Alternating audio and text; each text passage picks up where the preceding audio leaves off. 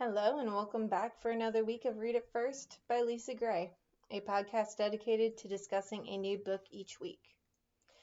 This week's discussion is over The Handmaid's Tale by Margaret Atwood. Don't forget to like and subscribe to this channel so you never miss out on the next discussion. I only vaguely knew what The Handmaid's Tale was about before reading it, so it really wasn't what I expected. I thought that it was only about forcible midwifery and difficult pregnancies. I didn't know that it was about using women as different types of servants. Ones that either cooked and cleaned, or ones that were only there to create a child, and then you had the wives that just sat by, literally, to watch their husbands copulate with another woman so that they might have a child. I apologize as I will be bouncing around a bit, but this book will make most modern women infuriated, as it did me. Also, the book does kind of naturally bounce back and forth between the present situation that the handmaid is living in and what life was like before everything happened. So the Handmaid Tale follows Alfred in a dystopian future where she has been revoked of her basic rights as a woman. While this isn't something we learn about until over halfway through the book, the main character discusses in her memory how the fall into this new dystopian future occurs. It starts with the war, and then the president was shot, and Congress was machine gunned down, while the army declared a state of emergency. They blamed everything on Islamic fanatics, and the television told everyone to remain calm, that everything was under control. Then the Constitution was temporarily suspended, and because of that fact and all of the fear, no one really rioted in the streets, and everyone just kind of waited to see what the news would say next. So the new government has all women fired and locks down all their accounts. They basically make it to where all rights are revoked for a woman. I don't understand how they went that extreme, but I mean, our current government is trying to slowly take away our rights, so I guess I can see it. Either way, the male closest to the female, be it the father, a brother, or a husband, now was able to control all of their accounts. So their money all went straight to the husband. So even though Alfred, that wasn't her original name, even though Alfred says that she has $2,000 in her account at one point, she is not allowed to use it. Only her husband. That would piss me off. We never learn what Alfred's real name is, but she does keep talking about the fact that she remembers it, and later in the story she tells Nick what her original name was. But again, it's never mentioned to us. But the saddest part of the book, and I'm directly quoting from the book, there were marches, of course. A lot of women and some men. But they were smaller than you might have thought. I guess people were scared. And when it was known that the police or the army, or whoever they were, would open fire almost as soon as any of the marches even started, the marches stopped. Holy crap. Like, talk about getting rid of a democracy. Like, you can't even march to state that, hey, I don't agree with this. Even peaceful marches, these people were getting killed for. And I mean, I have never been part of a march, but I feel like having all my rights revoked would be a cause for me to start. My butt would be up in DC ready to fight against it, because that isn't right. I honestly couldn't imagine not going kicking and screaming into a world where women are less. I also would not ever willingly allow for my family to be taken away from me. Losing a loved one to death is one thing, but losing them to go somewhere that you don't know that they'll be safe, that you will not be able to get to them, that's torture. So Alfred, she has her mother, she has her husband, and she has her daughter. She talks throughout the book multiple times that she just believes them all dead because that would sometimes be easier. And I mean, that definitely would probably be easier. But let's face it, I don't ever want to go back to a world where we are secondary to men, even though we kind of are in some ways. We still don't get paid equally. I mean, that's not just gender, but also racial. There's so much disparity that we need to just work through and resolve. Hopefully, we'll eventually get a president that can help that. But it's really disheartening to read about this book. And then as you go into the story and learn about how the handmaids were basically brainwashed and taught that everything that happens to them is their fault, that that kills me. So the worst part to me, other than the whole loss of women having their own rights, was when the women are telling their stories to the aunts, which those are kind of like the higher ups that are doing the brainwashing. And this one girl, Janine, or one woman, states that she was gang raped at the age of 14 and then she had an abortion. When the aunt asked the woman whose fault it was that Janine was raped, they had to chant that it was her fault, her fault, her fault.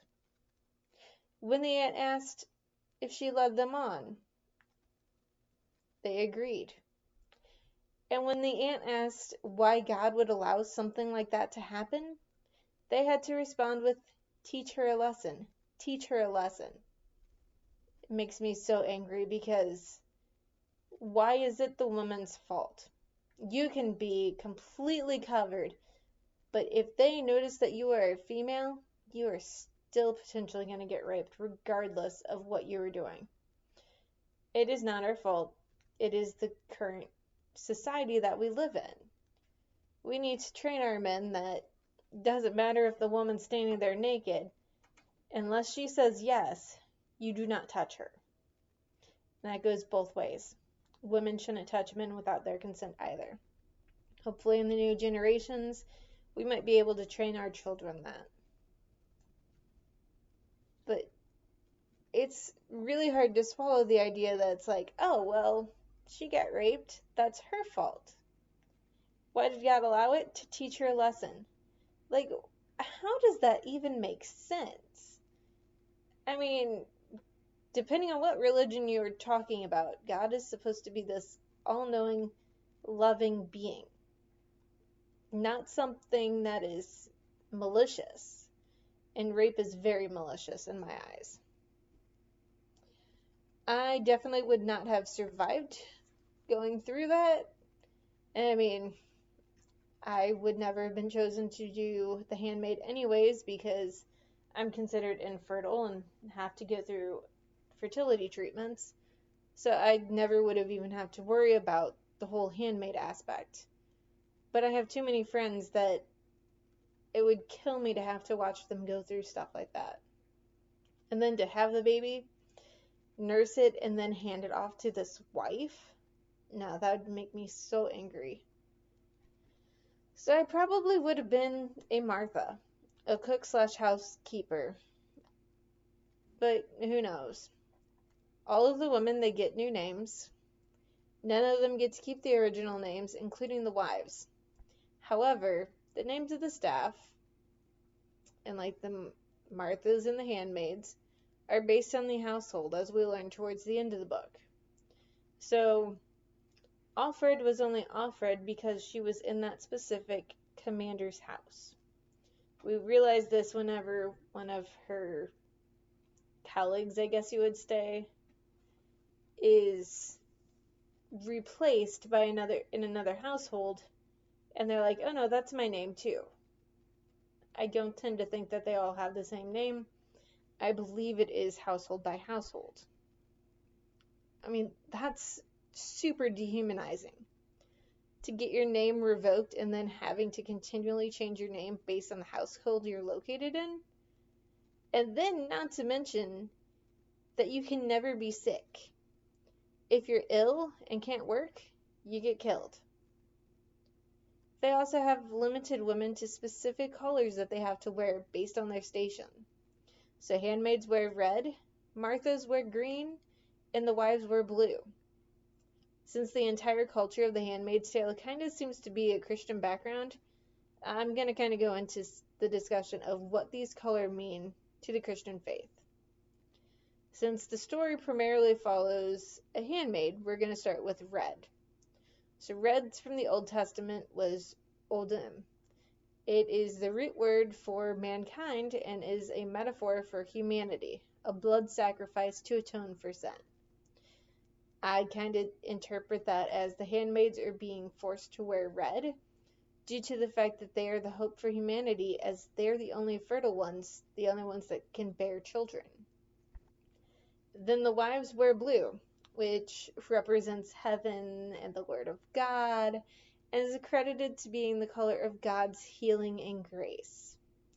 So if you stretch it a little bit, you could say that the wives wear blue because they are graceful and the healing impact of them is what helps the handmaids conceive, as the wives are present during each act of insemination. I mean, that was very disturbing to me. It's like, oh, you're going to lay between my legs and you're going to get done by my husband. You're naked from the waist down, so I get to watch him enter next to you. Like, what? So barbaric. And I don't say intercourse because it's a transaction. I mean, the men are fully dressed with the exception of having their penis out.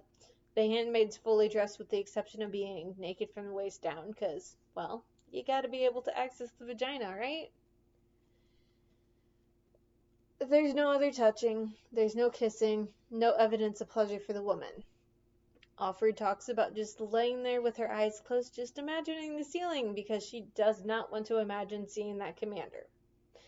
I really, really hope that they use a good lube, because I couldn't imagine trying to get sexually excited about having an older male stranger ejaculate into you monthly in hopes that you might have a baby. And on one that also isn't a shredder. The term shredder is one that they use that means that the baby isn't viable for one reason or another, either due to deformity or due to like a heart condition, that type of stuff. They mentioned earlier in the book, I believe, that doctors are not a thing anymore. They don't do ultrasounds. It's just kind of a surprise. In fact, any of the doctors who had given birth control, if you were found out, you were killed. They hung them and they put them on the wall for everyone to see.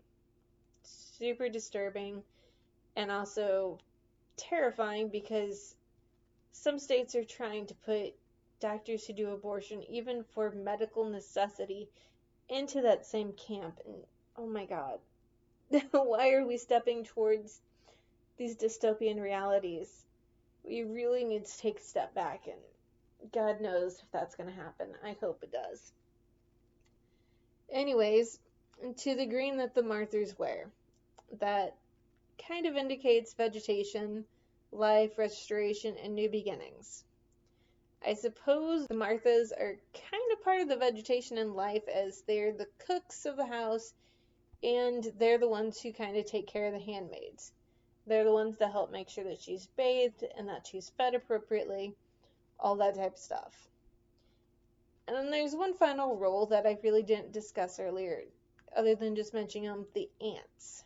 The ants wear gray. And, well, gray doesn't really have a meaning in the Bible that I could find. I'm sure it's just kind of more of it's a background color. They're not supposed to be super noticed other than to help with the birthing. In addition to the female roles, there are a few male roles. There are commanders, guardians, angels, doctors, and then various household cares, like Nick, who is a driver for the commander that Alfred is with. The commanders are higher-ups in the new government, and they are the ones who have the power and are given the handmaids to spread their seed wider. The guardians are kind of like the military and police all rolled into one. They are the ones that will punish people for stepping out of line or for not following the rules to the law. Angels drive black vehicles that have a red light on them for handmaidens and a blue light for the wives. The angels are the ones who will go to the houses to pick up handmaids, to take them to their new homes, and then they also take the handmaids and the wives in two different sets for the birth of a child. The handmaidens are taught during their brainwashing classes how to help with a birth. So they are there to help encourage the specific handmaiden giving birth to breathe, to hold their breath, to breathe, to push. They're there to help basically push the birth along, with the aunt being the primary one to make sure that if something goes wrong, she can inform one of them to go get one of the doctors that just sits out in the car at the end of the driveway, hoping nothing goes wrong. So doctors obviously don't deliver in this dystopian world. They are basically gynecologists only, and they are there to perform monthly inspections of the handmaidens to ensure that they are healthy and fertile.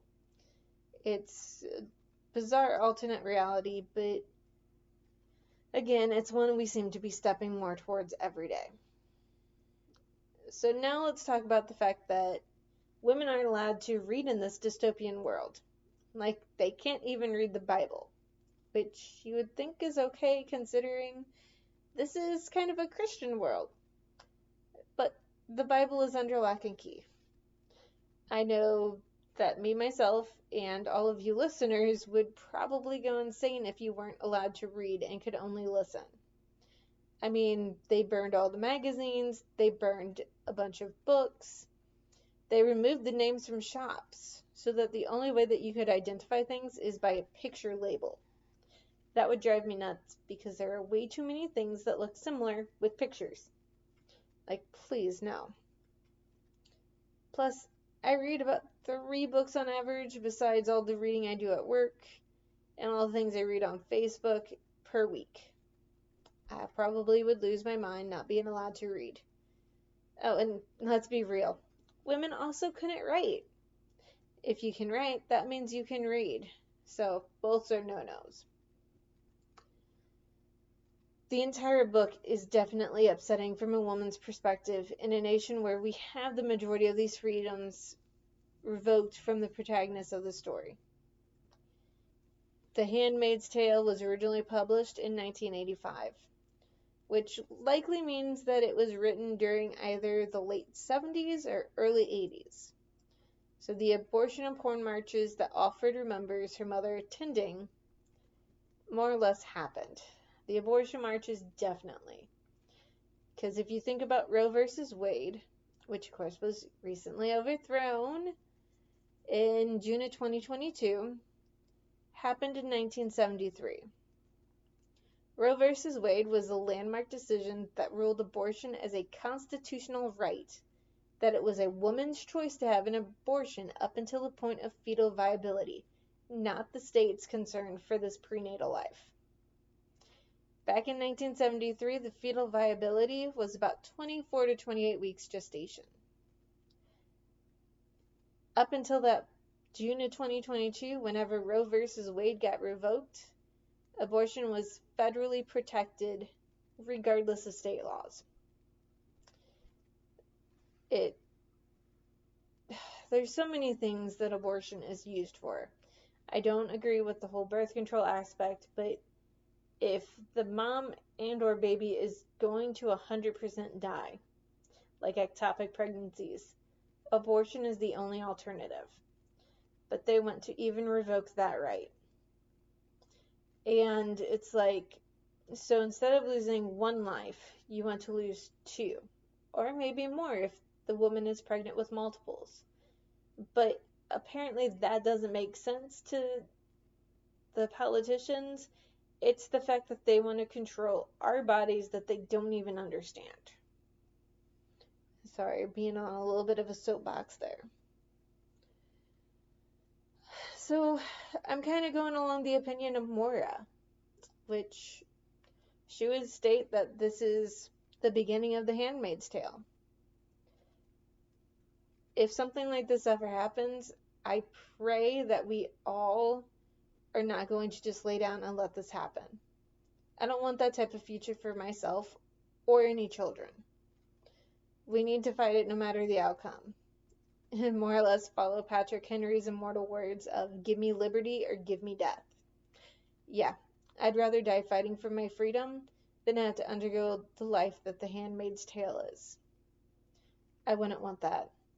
The idea of being a wife and having to watch your husband inseminate a different woman while just sitting there because you can't have child of your own, that's disturbing. I mean, they could have at least used IUI or IVF. Granted, when the book was written, neither of those were very popular things and they weren't really out there. The first successful IVF, I believe, was in the 80s. So I get why that wasn't there. So hopefully if that was something, that is what they would do, so it's a little less violating. It's a little less violating and probably would be a higher chance of success because you're talking about old fat men who are trying to inseminate young women. Yeah, sounds like a great idea.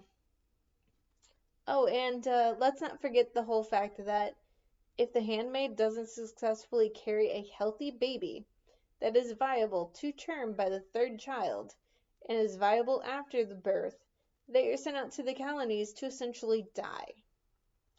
They kind of discuss the colonies only sparingly, stating that they are the ones that are out there cleaning up waste from the aftermath of the war. They don't get a lot of food, and they get no protection from the radiation or what toxicity or whatever, and so they die. I'm assuming that there's a lot of cancer and stuff like that that is involved, but it's not mentioned. Either way, neither the community or the colonies sound appealing. Of course, we find out towards the end of the book that there's another alternative to the community and the colonies. It's a sort of in-between, which is where Moira ends up after she got out of the brainwashing camp. That's what I'm going to call it.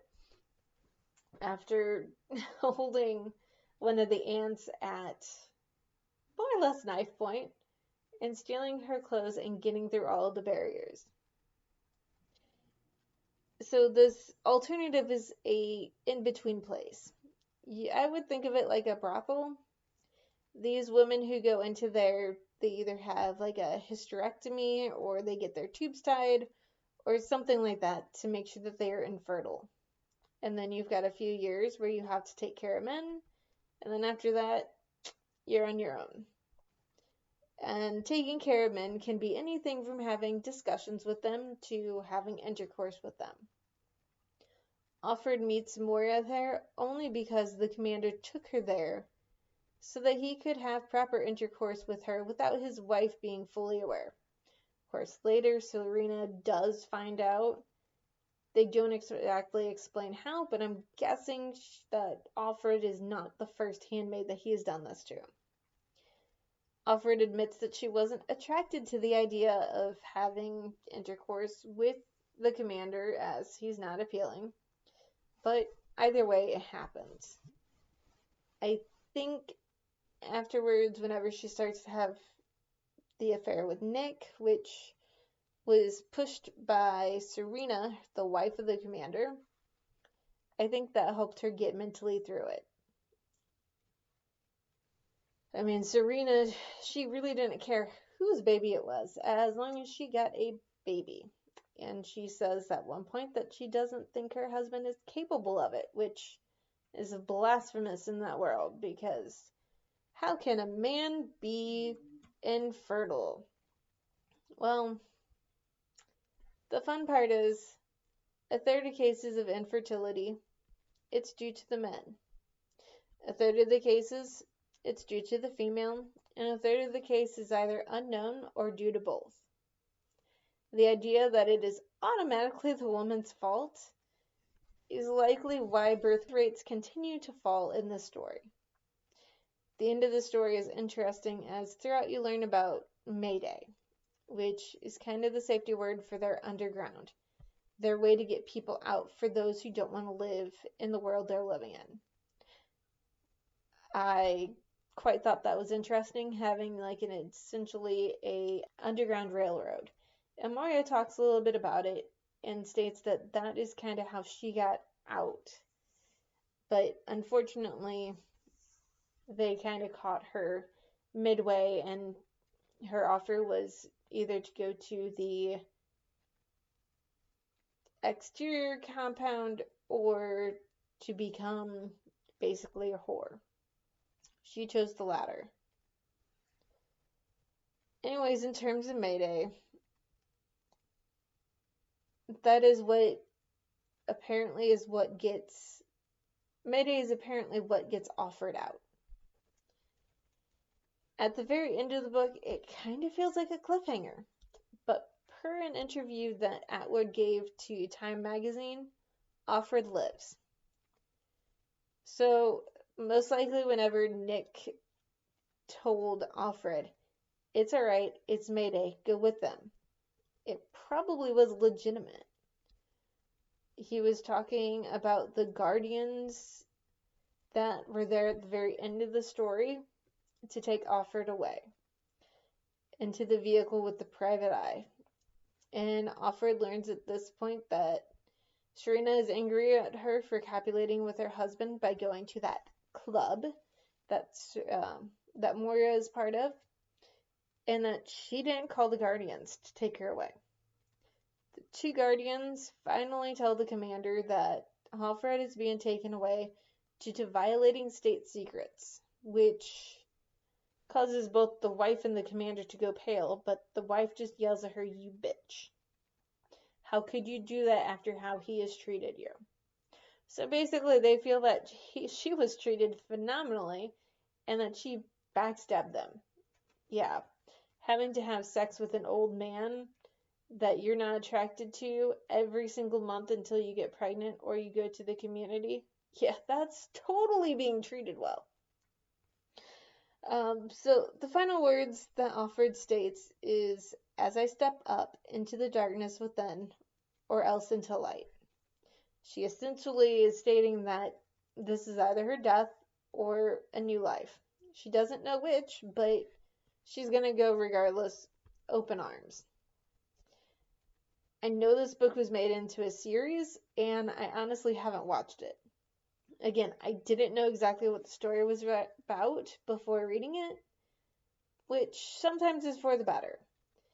I'm not sure if I'll actually sit down and watch this series, as some days it feels like this is a legitimate future, and I really don't want to see what the future has in hold for us.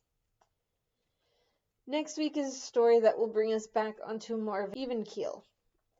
It is a book that I've read before, but I enjoyed the novel, and I really hope you will too. Next week we are going to discuss The Perfect Marriage by Geneva Rose. Would you defend your husband if he was accused of killing his mistress? Sarah Morgan is a successful and powerful defense attorney in Washington, D.C. At 33 years old, she is named partner at her firm, and life is going exactly how she planned. The same cannot be said for her husband, Adam.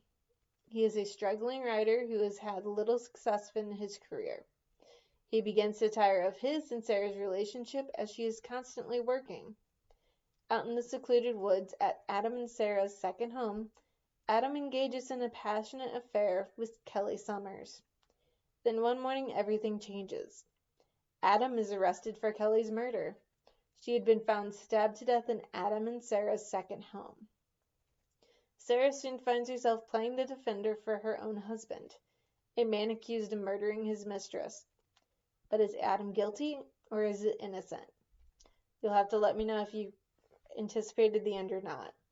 Anyways, thank you for listening this week, and remember to subscribe to the Read It First channel so you never miss out on a new discussion. Thanks, everyone.